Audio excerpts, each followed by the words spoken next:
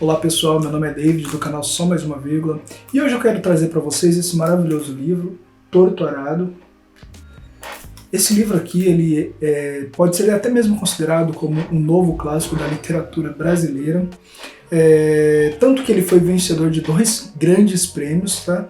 Que ele venceu o prêmio Oceanos e o prêmio Jabuti. Esse livro, que principalmente nos anos aí que ele saiu, 2018, 2019, 2021, ano passado, é um livro que sempre esteve em topo. Por quê? Porque a história que ele traz não é uma história que foge muito da realidade brasileira. Pelo contrário, é uma história que está presente, uma história fictícia, que não é tão fictícia assim. O livro ele vai falar sobre 2 irmãs, a Bibiana e a Belonísia, que após acontecer ali um incidente muito grave, que acontece bem no primeiro, no segundo capítulo do livro, vai transformar a vida delas de uma forma muito grande, vai fazer com que ambas tenham trajetórias diferentes e em muitos pontos essa trajetória tragam elas para o mesmo caminho, tá?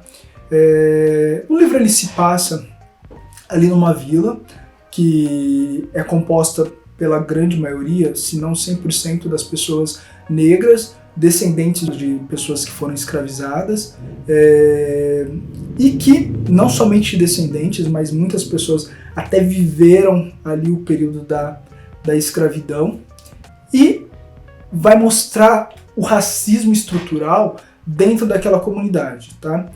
As pessoas que vivem ali, basicamente elas vivem em regime análogo à escravidão, ou seja, pessoas que eles não podem construir a sua casa de uma forma, casa de tijolo, com telhado e tudo mais, eles têm que construir casas de pau a pique, que são aquelas casas que na primeira grande chuva vai levar ela. Por quê? Porque aquela terra que eles vivem, elas possuem um dono, né? Fazendeiros que emprestam aquela terra para eles, que se nós formos contar ali no pós-abolição era para essa terra pertencer a eles, mas ali na história essa terra ela não pertence a eles a priori, tá? Então ali no começo do livro essa terra não pertence a eles, essa terra tem um dono, tem donos, né? E eles vivem, eles comem do que eles plantam, eles não podem vender, ter dinheiro, todo o dinheiro que eles têm são tirados pelos senhores, então realmente eles vivem um regime análogo à escravidão, tá? E como eles são descendentes de pessoas escravizadas, em que nós sabemos que a situação das pessoas escravizadas, não somente no Brasil, mas em toda a América, eram situações muito complicadas. Então essas pessoas elas geralmente eram analfabetos ou semi-analfabetos e eram pouquíssimas pessoas que tinham instrução, que tinham um estudo, que tinham uma forma legal de perceber que aquela terra pertencia a eles por uso capião, por exemplo. Ou seja, eu não sou advogado, mas nesse quesito aí, uso capião, li um pouco, estudei um pouco, mas se eu estiver falando qualquer bobeira, vocês podem me corrigir aqui, tá bom? Então, como eles viviam há muitos tempos e aquela terra foi passando de geração por geração, provavelmente eles teriam direito a essa terra, tá? O livro ele não vai tratar somente dessa história das duas, mas tem várias histórias ali, vários pontos que ditam esse livro, tá? E algo que eu achei fantástico, até mesmo depois estudando ali para fazer o enredo, né, para fazer esse vídeo, eu notei que não era somente eu, não é somente eu que tinha essa dúvida, que era uma dúvida de em qual período histórico se passa o livro. O Itamar Vieira Júnior, ele cria tanto a ambientação do livro quanto as histórias para que a gente possa assim, ficar um pouco, vamos dizer, perdido e ir pegando esses contextos históricos em partes para gente se inserir dentro de uma data, ou de um ano, ou de uma década específica. Então, tudo leva a crer que o livro ele se começa ali no final dos anos 60, vai pegando os anos 70, 80, provavelmente até os anos 90, ou possivelmente até o começo dos anos 2000, ou até mesmo quando o Bolsonaro entrou na presidência, tá? Então, tem alguns contextos, principalmente porque ele foi escrito, né, foi no ano que o Bolsonaro ganhou, né, que ele ganhou tal, na presidência, e as formas também que o livro vai se revelando aos poucos, pode ser que seja nesse período, tá? O livro ele é composto de diversos temas. Ele vai ser composto primeiro de um tema muito pesado, né, principalmente para nós negros, que é o racismo estrutural. Isso daí ele vai compor todas as histórias do livro, ele vai se basear em todas as histórias do livro, ele vai ter essa questão do racismo estrutural. Ele vai ter também alguns temas como a solidão da mulher negra, ele vai ter também temas como violência doméstica, como o alcoolismo. Ele vai perdurar também com temas de violência, enfim, ele é um livro repleto de emoções, tá? É um livro que, assim, você começa a ler e não tem como não se emocionar, tá? É um livro que realmente você vai lendo, principalmente quando você está inserido em muitos contextos, ou quando você conhece pessoas que estão inseridas nesse contexto, pessoas próximas a você que está inserida, é muito difícil você não se emocionar com esse livro, tá? É um livro que já era para eu ter feito uma resenha dele no canal, mas não consegui, fiz outras resenhas, enfim, mas chegou a hora. Eu já até citei anteriormente que eu estava lendo ele, na época que eu estava lendo, eu acho que um dos vídeos do ano passado, ou do ano retrasado, não lembro, mas eu cheguei a citar ele, mas não trouxe, não explanei nem nada, tá? Agora um contexto que eu quero trazer um pouquinho, ele passa, no caso é um assunto que passa dentro do livro, fala-se muito do livro, e eu quero trazer um pouquinho do contexto histórico. O que seria esse contexto histórico? É o período pós-abolição e o que aconteceu nesse período pós-abolição, para que até mesmo o livro ele vai citando, né, pessoas que viveram ali nesse período pós-abolição e como foi esse contexto histórico, tá? Sabemos que a abolição ocorreu em 1888, após uma pressão, tanto uma pressão externa, né, ou seja, de Inglaterra, de alguns outros países, e havia também uma pressão interna, tanto de pessoas que eram abolicionistas, na grande maioria negros, mas tinham alguns brancos também que eram abolicionistas. Então estava havendo uma pressão, tanto que em 1888 houve a assinatura da Lei Áurea, né? E em 1889 houve a expulsão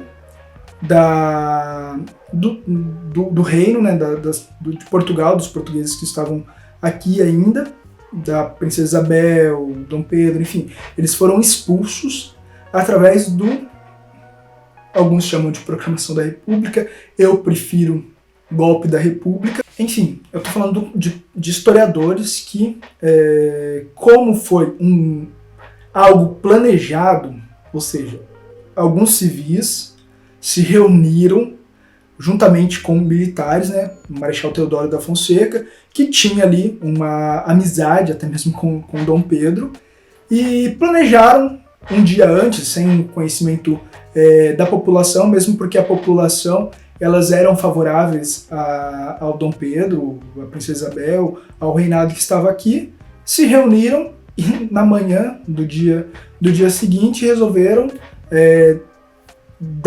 fazer essa proclamação da República, o golpe da República, enfim.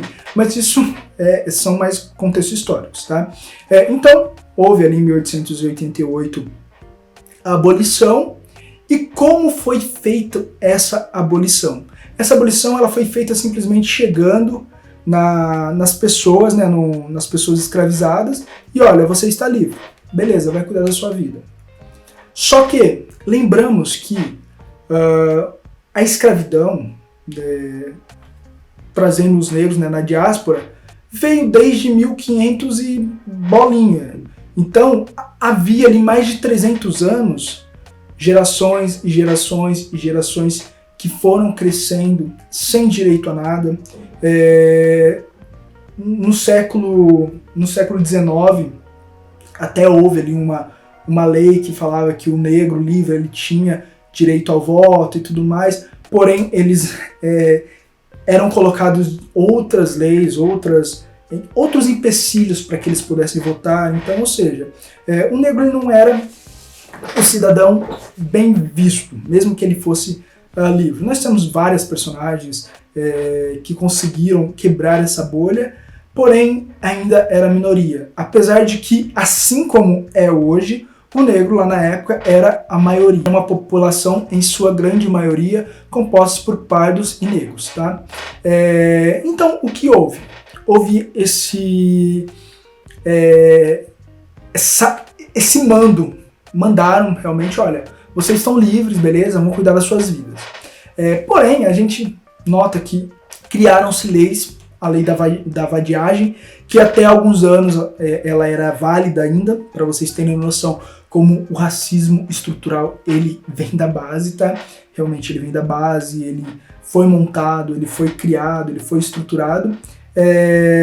Então, as pessoas eram livres, foram libertas, porém elas não tinham o que comer, elas não tinham trabalhos. Quando elas conseguiam trabalhos, eram trabalhos precarizados.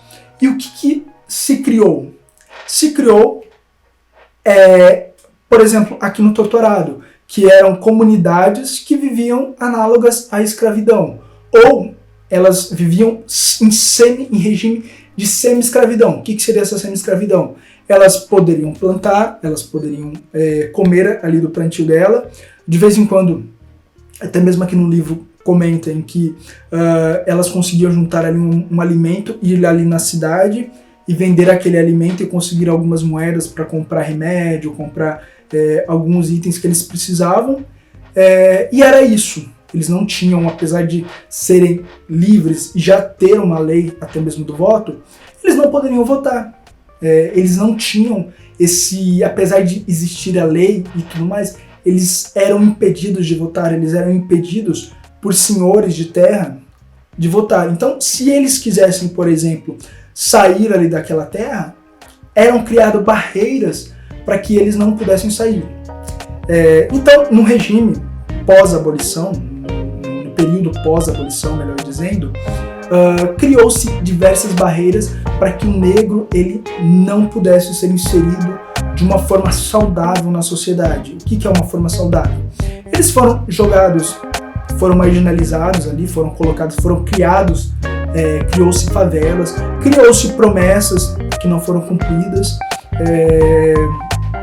não havia leis realmente para os negros, ou seja, para os meus antepassados não haviam essas leis, eram criadas leis, por exemplo, em 1930, 40, 50, começou a criar leis trabalhistas, mas essas leis elas eram criadas, tinha alguns que conseguiam ter aquele direito, mas muitos, para não morrer realmente de fome, eles acabavam vivendo em um regime análogo à escravidão. E eu vou deixar aqui, tá, alguns cards passando, alguns prints aqui, de pessoas que ainda hoje, 2023, 2022, 2023, ainda viviam em regime análogo à escravidão. Tá? Então esse realmente é um assunto muito complexo. Esse livro ele é de uma grandiosidade muito ele é muito grande, é um livro que você lê, depois de um tempo você quer reler ele novamente, e cada vez que você tiver esse encontro, você vai tirar novas ideias, você vai tirar novos contextos desse livro, tá? E pessoal, como eu sempre esqueço de pedir lá no começo, eu peço que vocês se inscrevam aqui na página, deixe seu comentário, o que você tem achado dos livros. Eu vou deixar o link também do nosso podcast, que está no Spotify, na Amazon, no Google Podcast. Eu vou deixar aqui o link na descrição, tá? Então curta esse vídeo, compartilhe com um amigo, compartilhe com uma amiga, diga o que você acha do formato do vídeo, enfim, eu quero que você comente qualquer item que você queira acrescentar também, enfim. E eu agradeço muito os comentários nos vídeos anteriores, eu agradeço muito a inscrição, estamos crescendo aos pouquinhos, mas é isso que importa, tá? O que importa é realmente levar o conteúdo para vocês, e é isso aí. Muito obrigado e até mais.